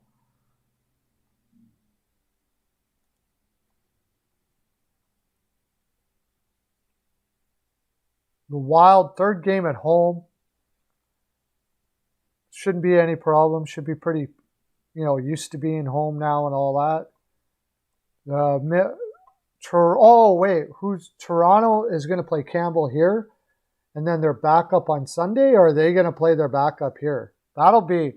If they play Hutchinson, then I'm going the Wild for sure. Leafs fought.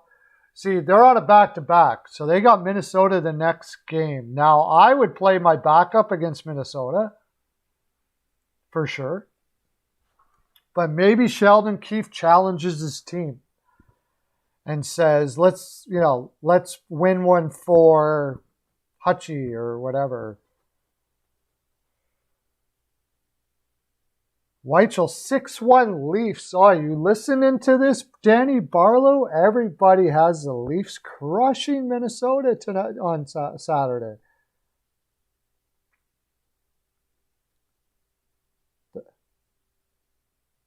Danny Barlow is going to be coming in here on Monday and gloating all over the place if Minnesota wins, for sure.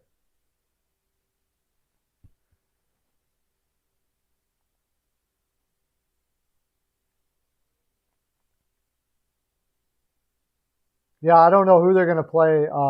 I imagine they're playing Campbell here and whoever on Sunday. That's what I would guess, but stranger things have happened, I guess.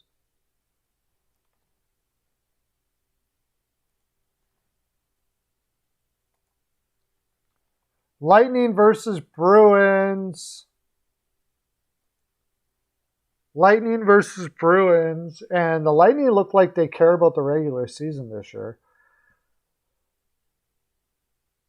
And the Bruins...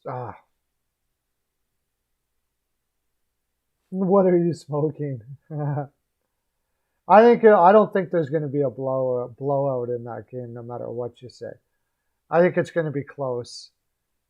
If Campbell's in net, though, Minnesota's going to have a tough time, man. That guy is playing out of his head right now. He is playing unbelievable right now. 5-2 Tampa. Yeah, I think Tampa's going to beat Boston pretty good, too. Oh, close one for Dougie. Dougie thinks it's going to be a close game.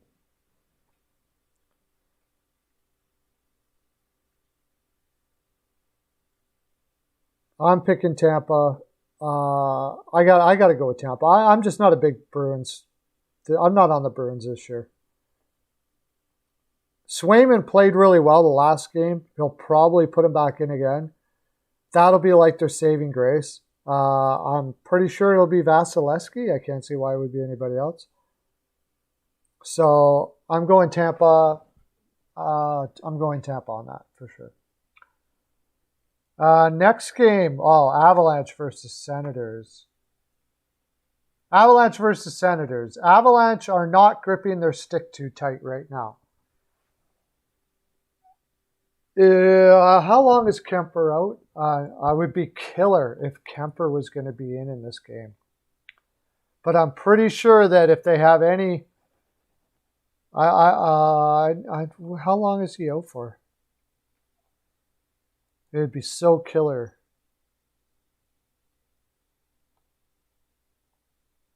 Unknown. So it's probably going to be Johansson again. That's about the only thing here. Besides that, I don't see how Colorado's got anything. Weichel's got the Sens. Mercer's got the Sens. Oh my God.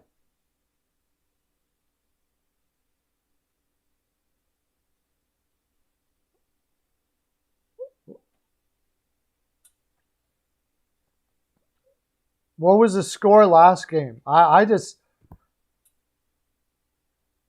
Yeah, I say Avs, something like that too. I like that, Doug, somewhere around there. I can't see Ottawa being able to do enough against this defense. I just can't. Against their defense, I can't. And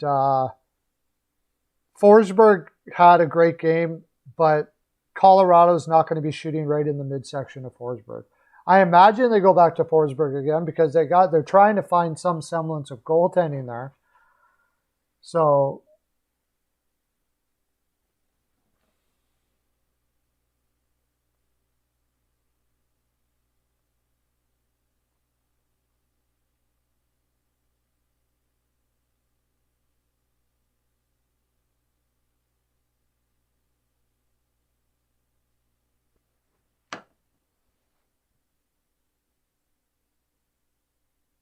Oh, by the way, did you guys all go over to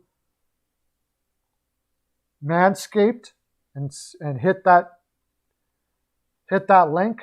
Gotta help me out there. Go hit that link over at Manscaped. Just Google it. Great products too.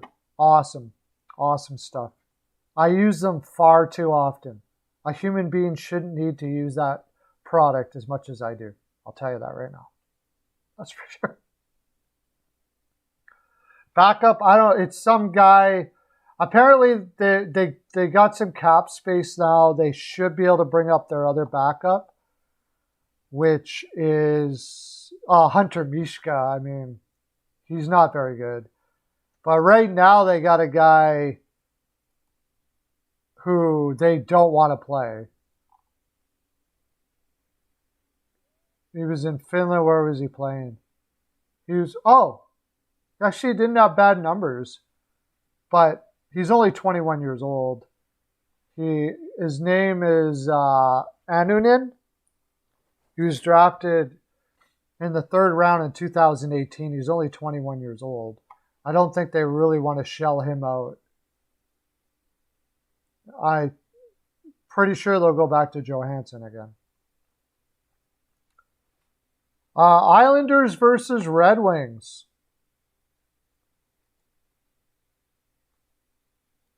Islanders versus Red Wings. The Islanders are going to play super defensive. I know that for sure. They're going to play defensive all the heck.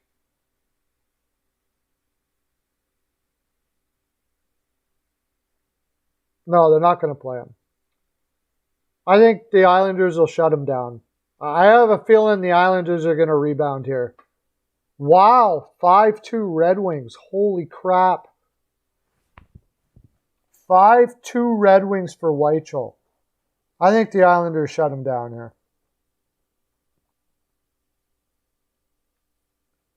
Yeah, it is their only weakness. And they can outscore Ottawa. So Ottawa's got a weakness in goal too. So Islanders 3-2, just eking it out. Feels like something like that to me too. I think they'll just eke it out. You're going to see the Islanders playing some crazy shutdown defense, and then they're going to start working offense into their game. So I think there's going to be a lot of ties and 1-0s and stuff like that with the Islanders for a while.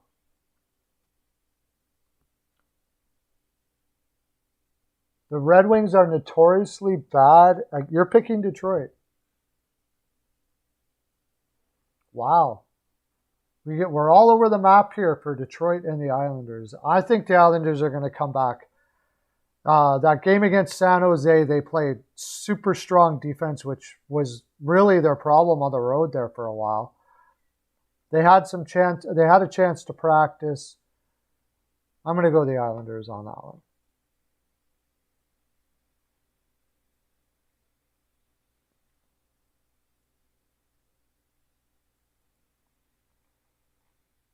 Capitals versus Blue Jackets versus Capitals. I don't know about that game. The Capitals are worrying me. I think their younger guys are starting to fade. But I don't like going against the Capitals at home. They seem to crush at home quite a bit. And the Blue Jackets are like right on the brink of which way they're going to be. And it seems to me that it's going to all start falling apart. So I'm going to probably go Washington here, but both of these teams are trending down. Capitals 5-3. Samsonov had a bad game last game. He's been historically inconsistent, either being like crazy good or crazy bad, one of the two. Merzlikins got a kick in the pants when they brought that kid up to play instead of him. So we'll see how he fights back after that, what his attitude is towards that. I get the impression that he's going to be like, this is my freaking crease. That's what scares me about that game. I think Merzlikins could just go off that game.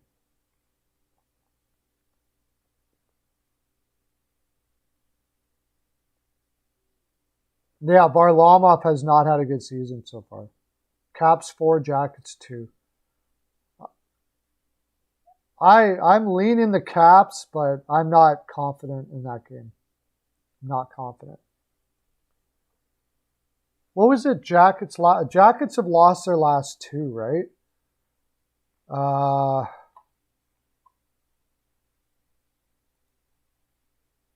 There won't be much on that game, I don't think.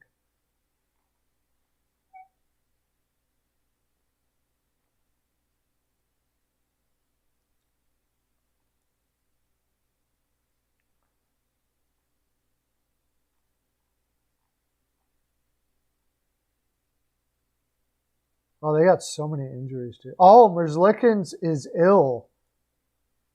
So okay. That's why he didn't play.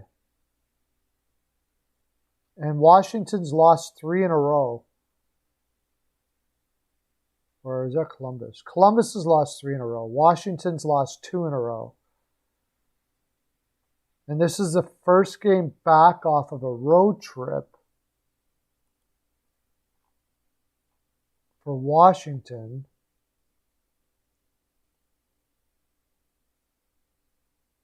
No, it's not. They played Chicago was the first game back off a road trip. Man, I should have paid attention to that. How did I miss that? All right, I'll go Washington on there. Now we got to get to that Carolina game before Lauren loses his stuff. Carolina versus Buffalo. Anderson will be in net. Carolina will win that game. Buffalo has no goaltending. There's a cure for 5-1 Washington. Wow.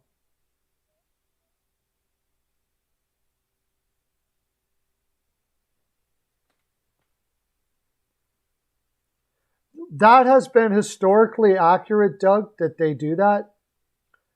But I don't think they're going to do that. I got to start changing my hours. Everybody starts coming in just before I'm going to finish up. But I'll stay a little later because I got a whole bunch of people coming in here. A good cure. Pray to God that Dell is a goaltender there. I don't think he will be. But a good cure for scoring woes is Dell. But it's probably going to be Tokarski or Subban. But either one of them, I mean, I'm not going to go against Carolina in that game.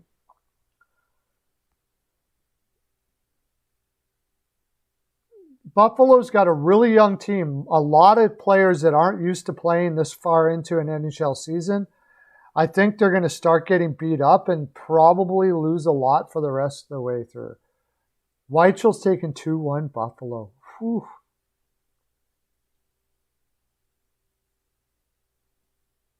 Yeah, I can't though. I got to pick up Caroline, so maybe I could end it right. I could start doing it at 1. Maybe I could start doing it at 1:30, finish at 3:30 and just go get her. Maybe that's a good idea.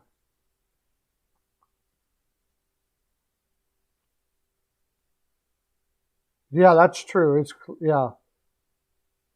2-1 Canes for Mercer. God, I hope not. I want to see 5-2 Canes. I want to see the Canes scoring because when the Canes can get back to scoring again, then it helps my cap stuff. I'm going to have to check out the lineups and stuff like that. But they should have that game against Buffalo all day long, man. All day long they should have that game. Should not be a problem. It's not an afternoon game. How long have they been on the road?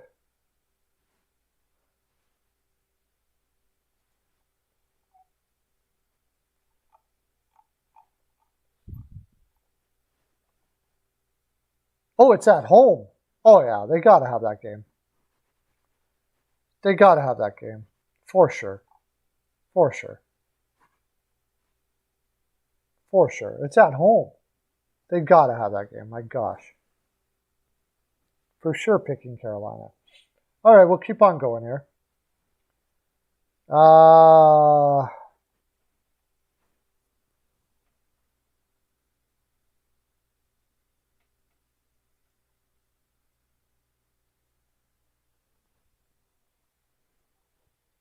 Blackhawks versus Rangers. Rangers on a back-to-back. I like the Hawks. I like the Hawks here. Georgiev and net. I just don't have faith in Georgiev. I think the Rangers are going to be... Aaron Dell is playing tomorrow.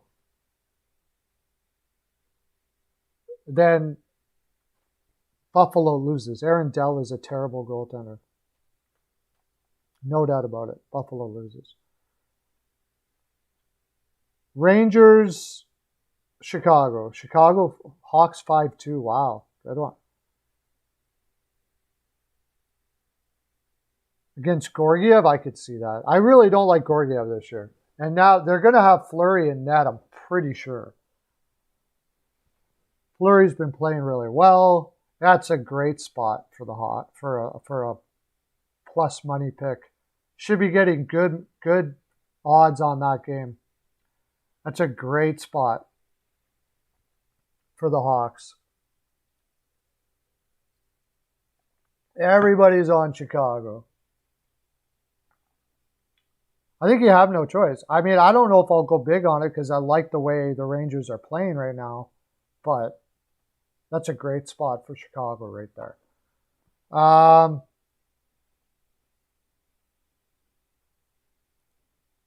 Finally, we'll go our last game, and then I got to boot out of here. Penguins Canucks.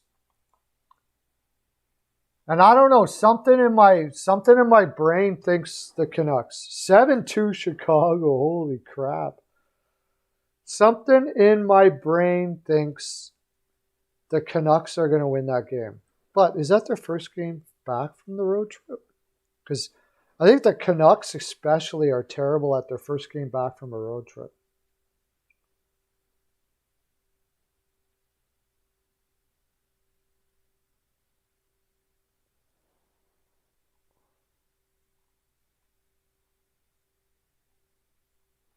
Yeah, it is. First game back from a road trip. Pittsburgh has been on the Western road trip.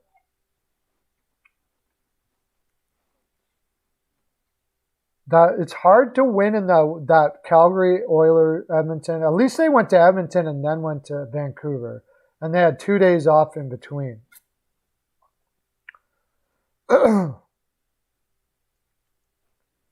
But Vancouver played first game back from a road trip and a long one at that out east.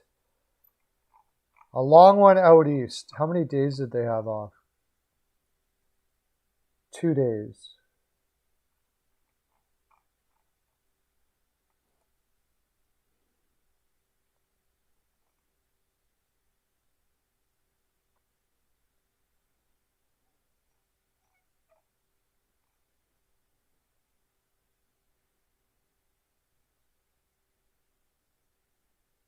Yeah, 5. Oh, man. I don't know. Toss up. Tie. Tie game. I'll go tie game. I don't think it's going to be 8-3. 4-3. That sounds about right, maybe. Feels like a tie. I don't know. First game back from that long of a road trip is usually pretty crappy for teams. So...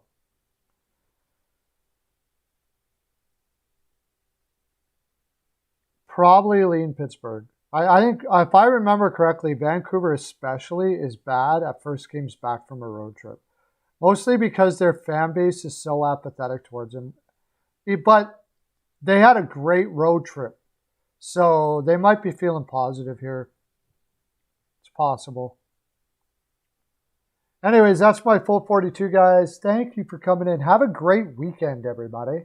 I'll see you Monday this time. No, let's go 1:30 on Monday. Oh, by the way, there's that freaking light in the background again. I got to do something about that. We'll do 1:30 next time. Have a great day, everybody. Okay, bye. Oh, before I go, I'm going to go get Manscaped now. I'm going to put it in the comment section down here. You guys hit it, okay? You got it? Hit it. I should have did this earlier. I'll get everybody to say, yes, I'm going to hit the link. I'm going to go get the link, and you are going to go hit it. Okay? All right. I'm going to search it. I'm going to put it in the comment section right now. Take care, guys. Have a good weekend.